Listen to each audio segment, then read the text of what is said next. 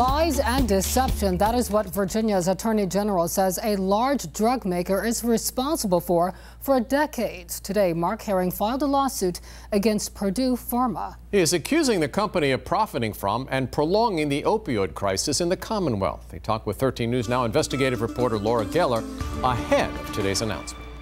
Well, Attorney General Herring tells me he filed the lawsuit to put an end to tactics he believes has led to thousands of deaths. He alleges Purdue Pharma is violating the State Consumer Protection Act.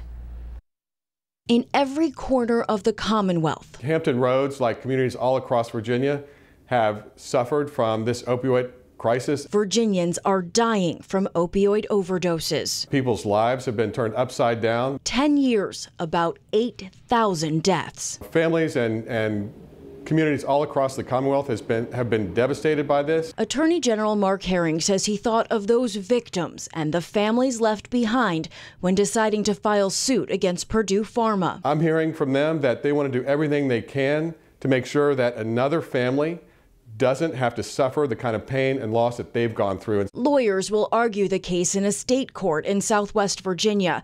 It alleges Purdue Pharma lied about the effectiveness of its drugs and misrepresented the risks associated with those drugs, including the high risk of addiction. Herring is asking the court to stop what he calls lies and misrepresentations, hold Purdue Pharma accountable, and award unspecified monetary damages. There will be a time when we will ask the court for a monetary award because of all the costs that taxpayers have had to bear. But when you talk to families who've lost a loved one, a son or a daughter, you can't put a price on that. There's no amount that can compensate for that loss.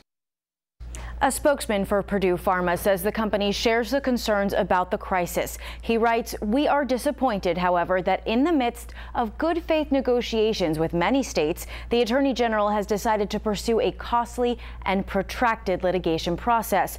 We will continue to work collaboratively with the states toward bringing meaningful solutions to help address this public health challenge." Laura Geller, 13 News Now.